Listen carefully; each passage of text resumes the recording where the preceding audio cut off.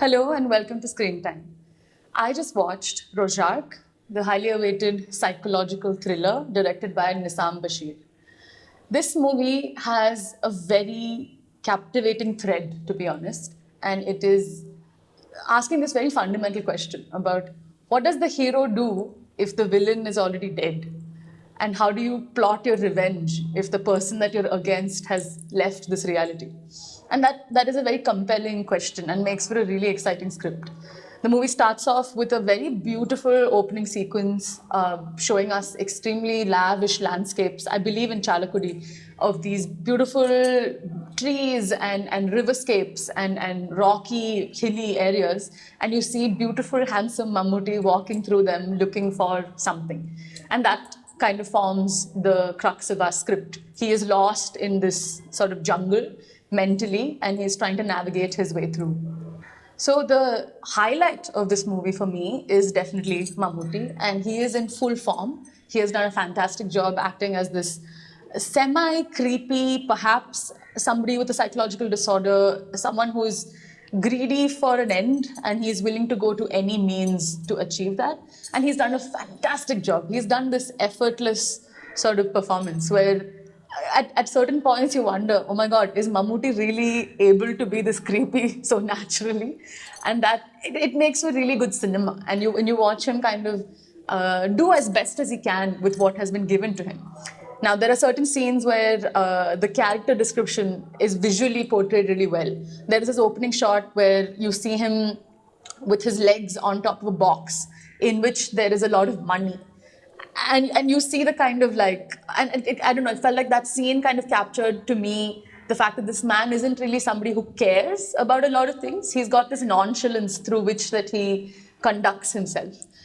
He's got this massive Mustang, beautiful black car that is beaten up and kind of broken in an accident, and he doesn't even bother to clean it. He continues throughout the film with this broken, Mustang.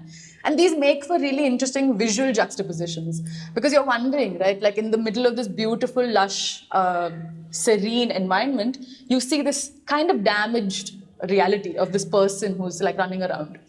Where the movie begins to kind of get into the main plot is also where the movie falls apart for me, because they don't seem to be paying too much attention to the detail of the structural narrative, rather so focused on the aesthetic narrative.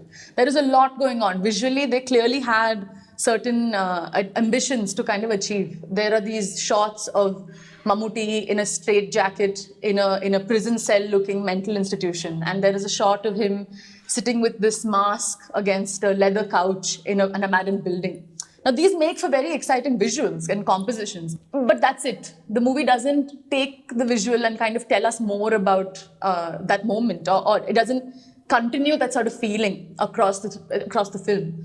And details like that. Again, to come back to why it fell flat for me, sound becomes a very important problem. The sound design is done in such a way that it is so overwhelming, full of this extremely stylized background music, which really takes away from the creepiness of the movie. Like, our main actor is performing this creepiness in such a natural manner, but then we have all this very heavy-handed background score and even English music, Western dialogue music, which is very on the nose. There's a point where Mammootty is looking for something through this forest, and the English song in the background goes, I'm seeking, it's fading in front of me. It's too on the nose, it's too spoon-fed. And that's my problem. In the process of trying to get their story understood and have this visual aesthetic come through, it lost that I don't know, what made that movie interesting, which is this kind of eerie that's around it. The eerie is lost. There is no silence. Throughout the film, there's this extremely overwhelming background score, which for me, the scenes that could have been perhaps slightly scary even, or the horror element was taken out because I'm too focused on the music that's hurting my ears. Another problem I had with the film is that it seems to switch between narrators at multiple points in the film. In the beginning, we have this character named Balan, and we hear his active narration taking us through the story. And then you wonder, okay, maybe we're seeing his point of view. But no, he is, spoiler alert, he is killed in the beginning of the film. Then we switch into the perspective of Mammootty, and then we hear his vocal narration. So then you're like, okay, you're in Mammootty's head. But no, again, you switch to a character named Satish, which is played by Sharafuddin so well, and you're hearing his perspective. So this constant switch of a narrative gaze makes for a film where the audience can feel a little imbalanced as to where do my allies lie? Who am I listening to? Who is telling me this story? You know, if it was in the beginning, I thought if it was going to be Mammootty, who is our narrator, it will make for a fantastic, unreliable narrator story of somebody who's on the verge of a mental breakdown, who's actively telling us lies, perhaps, and that would make for good cinema. But that was not the case. We're constantly switching between, is he crazy? Is he not crazy? We don't really know. The aesthetic pursuit that they have attempted in this film keeps getting in the way of a very honest script that perhaps, if it was presented a little more raw, could have made for like a very compelling, engaging movie. And I'm sure a lot of people did enjoy. I mean, Rorschach seems to be getting a wide amount of like rave reviews. And I went in expecting a really, really, really exciting experience. But I don't know, something about this extremely stylized visual and auditory experience took me away from this psychological thriller that they were trying to make. Coming to the stylization once again, the action sequences are incredibly choreographed to the point where you have to wonder, like, is this character trained in some sort of martial art? It goes beyond that classic hero fighting. It goes into extremely stylized, very nuanced kind of physical combat.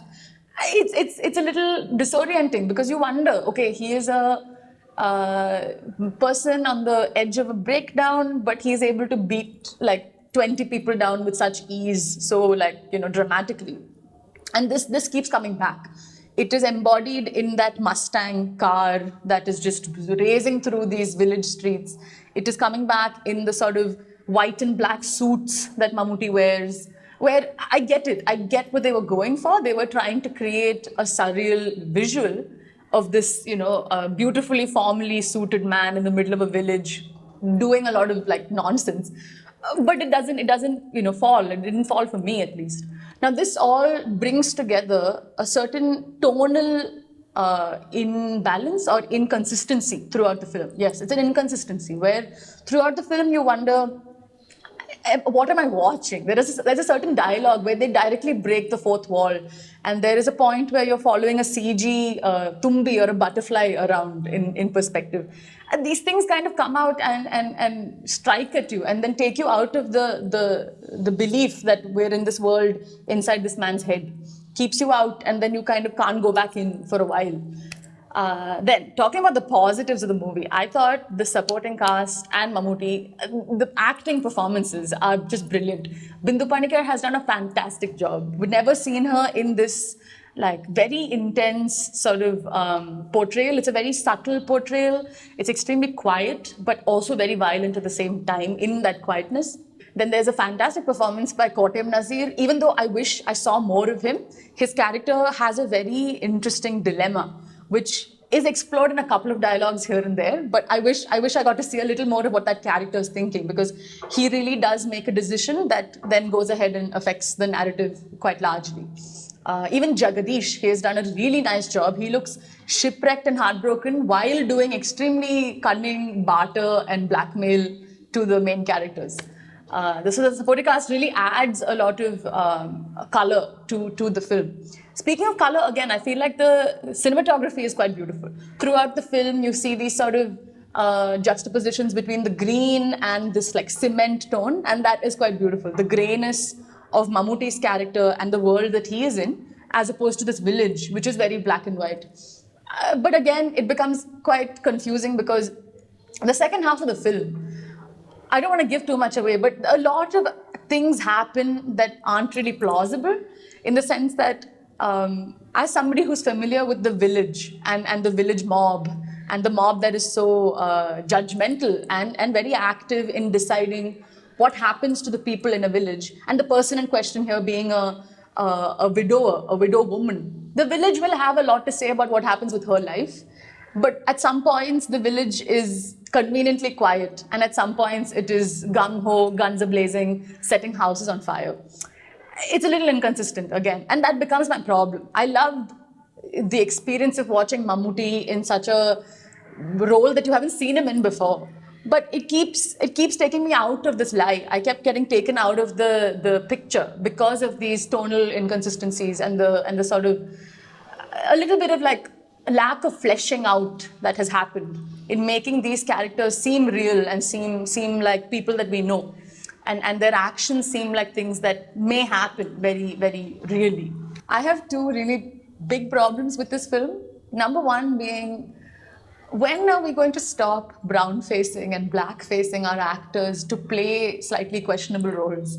Now, it's very funny to me that this still happens. The fact that it's still a practice where Bindu Panikar's character, or even Mammootty for that matter, are being made up in highly dark shades of foundation in order to create a brown face, essentially.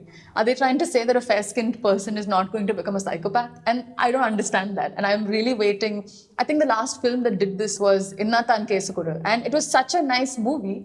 But why have they brown-faced Kunjaka Boban's character? Are they trying to say that there are no fair-skinned people from lower economic social backgrounds? Like, I don't get that. So that problem continues in this film, and it really, it is a pet peeve. It's a really big irritation when I see that in movies these days. Another problem being the character of Mammootty's wife. Now, this is tricky because she kind of forms the axis on which the rest of the film is running. But they haven't paid a lot of attention to her character. And I get it. It's not about her. It's about our protagonist, the husband. But all of his actions are coming from a place that is defined by the wife's existence, and or the lack of, or her death. Sorry, spoiler again. Or her death is what is leading this film into its narrative. But they haven't paid a lot of attention to her character, and I wish they did, because all the other tonal inconsistencies I would have been able to dismiss and just focus on this emotional story if that wife's character had a little more of a texture. Not just in the acting performance, but also just, I don't know, something felt very, simply put, it felt like a stock footage wife. Something about it just felt like, okay, we'll put a character here who is pretty, but she has very, questionably done makeup on her face. It's purple in color of her bruise, and she's got these perfectly manicured nails, and I don't know, something about it didn't feel real. And because of that, how am I, as a viewer, going to connect with our hero's fundamental quest if I'm not believing in his reality, and his wife being his main reality that he's, based the rest of the film on? So these were my two really big issues with the film. Anytime I see the blackface, I kept getting taken out. And anytime I saw the wife appear, I just wanted to laugh. The character just looked so out of place in the film, including her voice. Like, her sound design was done in a way that 3 dialogues or 4 dialogues that she says, it's got this echo around it. So it comes from the beyond. Haven't we moved past these sort of tropes when we're describing a character who's passed or who's dead? So these were certain issues with the film. But I must say, I'm very happy that a film like this has been made. And I'm very happy that someone like Mammootty, who's got, he is Mammootty, was able to play a role like this, because it is a character that is in every way the anti-hero. He's not very likable. At no point does he do anything that makes you feel, oh, what a nice guy.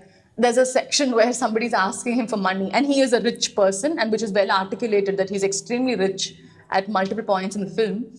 But at some point, someone really poor comes and asks him for money for hospital bills, and he refuses. So it's in these moments that Mammootty, the hero, is not there, and you see just this very unlikable character. And that's great. It's great. I love that movies like that can be made today, and that big stars are willing to take part in this process. If they cut out this, from beginning to end, this Western music that is there, perhaps the film could have been saved a little more. They could have avoided song altogether. The song added with this visual montage sense makes it feel like a music video at certain points, which can become quite humorous, especially when you're trying to desperately be scared or be creeped out or be in a thriller mode. It gets funny when it suddenly cuts into a music video kind of aesthetic. Apart from all this, I think my favorite scene, I have 2 favorite scenes. There's a point where Bindu Panikar's character has done something really bad. And I think I can give you a spoiler. She has killed somebody, but she just sits there on a table with her head bent down without any sort of expression of somebody who has killed somebody. And there is a mute, very controlled, very internal sort of moment where you see her, in her head, she has justified what she has done. And that is explained through a very silent scene. After which, there is a scene where she's sitting down at the police station eating a meal from like a leaf. She's eating like a sadhya.